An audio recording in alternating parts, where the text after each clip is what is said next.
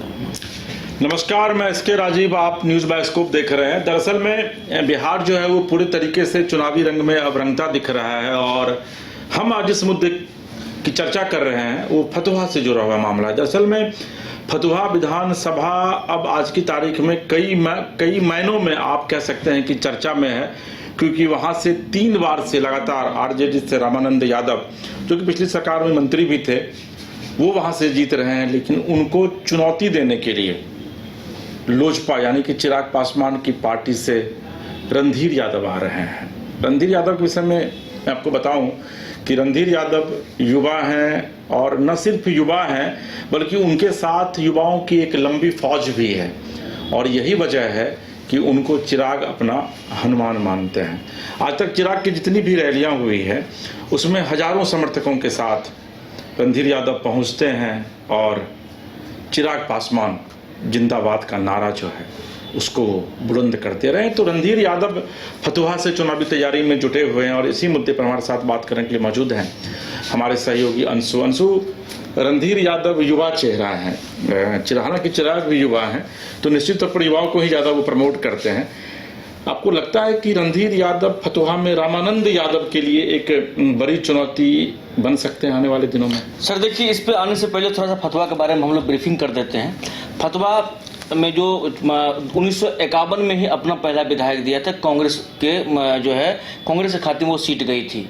और फतुहा इसलिए मायने रखता है क्योंकि जितना भी इंडस्ट्रियल एरिया है हमारे पटना में, जो भी इंडस्ट्रियल और अंशु, मैं क्या बताऊं आपको जी कि फतुहा के विषय में कहा जाता है कि वो यादव डोमिनेटिंग एरिया है, यादव बाहुल इलाका है। बिल्कुल बिल्कुल। तो आप अगर देखेंगे कि वो वहां से लंबे समय तक और अक्सर यादव ही वहां से जो है वो यादव जाति के लोग ही जो है वो विधायक बनते रहे। तो रामानंद यादव को चुनौती देने के लिए अगर रणधीर यादव आ रहे हैं तो निश्चित तौर पर ये उनके पक्ष में हो सकता है कि एक पक्ष में चला जाएगा। बिल्कुल वही मैं कहता हूँ। जो फतुहा जो सर है इंडस्ट्रियल एरिया है, कई सारे ऐसे प्लांट है जो फतुहा में आपको दिखेगा, मतलब। लेकिन उसके बारे में थोड़ा सा अगर हम जानते हैं 2020 की हम थोड़ा सा चर्चा कर लें, जो मैदान में जो टक्कर हुआ था वहां पर, उसमें राजद से रामानंद यादव और बीजेपी से सत्येंद्र कुमार सिंह, इन दोनों के बीच में टक्कर हुई थी। तो राजपूत का भी वोट वहां पे अच्छी खासी संख्या में, तो बीजेपी ने राजपूत के उम्मीदवार को टिकट दिया था। लेकिन इस बार का सिनेरियो कुछ और है सर। सिनेरियो है जो रामानंद यादव लगातार 3 बार से वहां पर कब्जा किए हुए हैं, पिछली सरकार में वो मंत्री भी रहे।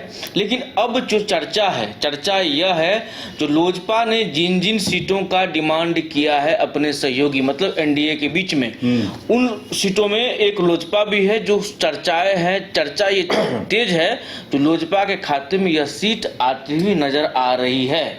इसको लेकर के ये भी हुआ था, विवेक हमारे सहयोगी हैं, उन्होंने जाके कवर भी किया था। जो सुभाष यादव, जो रणधीर यादव के पिता हैं, उनके दरवाजे पर फतुहा से कई सारी संख्या में लोग आए थे। तो 300, 400, 500 के आसपास कहा जाए तो जो लोग आए थे, लोगों से चर्चा हुई थी, लोगों से बैठक हुई थी, तो सभी ने कहा था कि भाई हम लोग का ये कहीं न कहीं आज तक ऐसा रहा है, जो हम लोग ऐसे ही व्यक्ति को चुनते हैं जो विपक्ष में बैठता है और हम लोग कहीं न कहीं सरकारी सुविधाओं से वंचित रह जाते हैं। लेकिन इस बार अगर बीजेपी की तरफ से या एनडीए की तरफ से अच्छी उम्मीदवारी होगी तो हम लोग इस बार एनडीए को वोट अपना शिफ्ट करेंगे।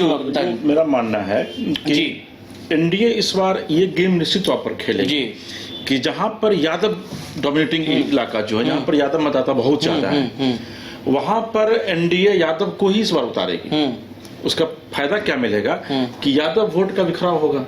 ऐसा नहीं है कि जो एनडीए यादव को कैंडिडेट देगी तो यादव उसको वोट नहीं करेंगे, यादव उसको वोट करेंगे, प्लस इधर जो रेस्ट वोट एनडीए का अपना है वो भी उनके खाते में जाएगा। तो ऐसी स्थिति में एनडीए कि उस सीट पर जीत हो सकती है। वही बात मैं कर रहा था सर। जो रणधीर यादव जो युवा लोजपा नेता है, 2022 में चिराग पासवान की पार्टी के दामन उन्होंने थामा और अच्छी खासी संख्या में उन्होंने सदस्यता ज्वाइन भी की थी। उसके बाद पार्टी में लगातार सक्रिय है। इधर जो आप देखे होंगे सर, जो रैली हुई है आरा के रमना मैदान में, राजगीर में, छपरा में, और उसके बाद क्या कहते हैं मुंगेर में, गया में, मुजफ्फरपुर में समर्थकों की काफी गाड़ियां थी। राजगीर में तो उन्होंने टॉप कर दिया था और छपरा में भी। तो ऐसे में ये चर्चाएं हैं। छपरा आप जब जाएंगे, हम गए हैं तो लोगों से जो चर्चा हमको मिली है, जो रणधीर यादव की नामों की चर्चा जो वहां पर तेज है, तो रणधीर यादव टिकट पर चुनाव लड़ सकते हैं। अब ये बातें होंगी देखने वाली, जब पार्टी उन पर विश्वास जताती है या नहीं, पार्टी उन्हें टिकट देती है या नहीं। क्योंकि चर्चा तो सर है, चर्चा लोग कर रहे हैं। लोग ये भी कर रहे हैं जो सुभाष यादव के बेटे हैं, वही सुभाष यादव जो लालू यादव के साले हैं। हालांकि सुभाष यादव की अपनी भी एक राजनीतिक छवि रही है, अपना भी एक वर्चस्व रहा है और अपना वजूद भी रहा है। तो ऐसे में उनके आवास पर जो है बैठक भी हुई है और रणधीर यादव लगातार जो है फतवा जाते भी हैं। ऐसे में चर्चा है जो रामानंद यादव को अगर कोई टक्कर दे सकता है तो सुभाष यादव के बेटे जो है रणधीर यादव वो टक्कर दे सकते हैं और वो सीट निकाल देंगे, ऐसी चर्चा है। लेकिन मुझे लगता है अंशु की एनडीए जो है, एक तो पहले ये अब क्लियर हो जाएगा कुछ दिनों में कि दुर्गा पूजा के बाद कि एनडीए में किस पार्टी को कितनी सीटें मिल रही हैं, और चिराग संभवतः 40-45 सीट मांग रहे हैं।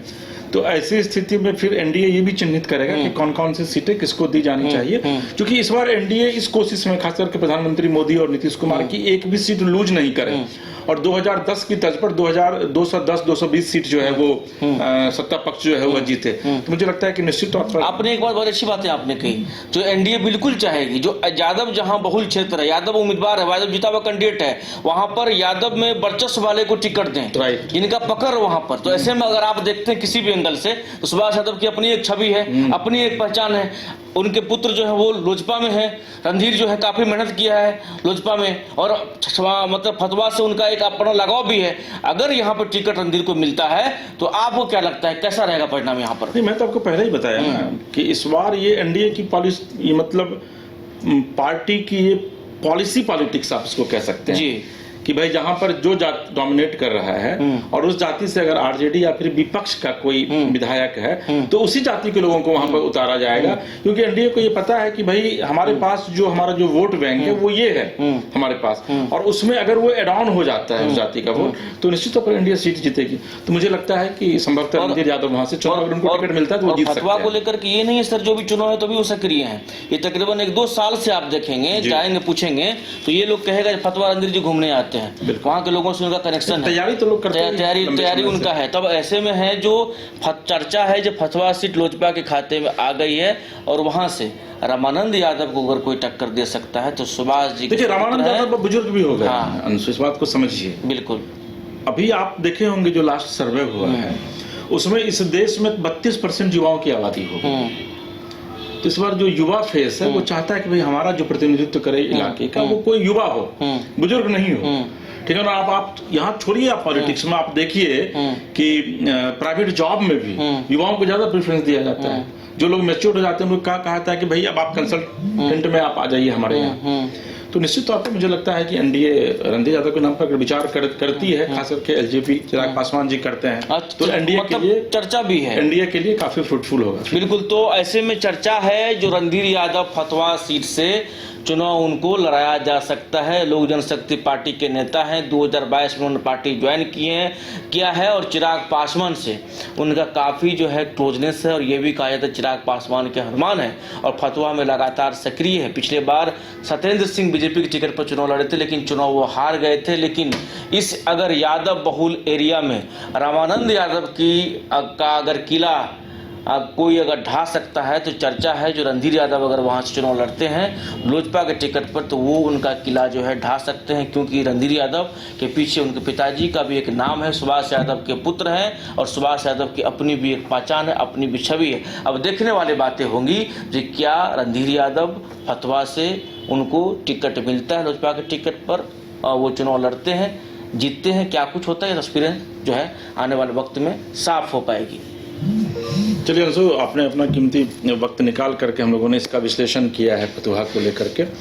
आपको हमारा ये कार्यक्रम कैसा लगा आप कमेंट बॉक्स में जाकर कमेंट कीजिए। हमारे चैनल न्यूज़ बायोस्कोप को सब्सक्राइब कीजिए, लाइक कीजिए, शेयर कीजिए और तब तक के लिए अपने सहयोगी तापस और अंशु के साथ इसके राजीव को दीजिए इजाज़त और आप देखते रहिए न्यूज़ बायोस्कोप। नमस्कार।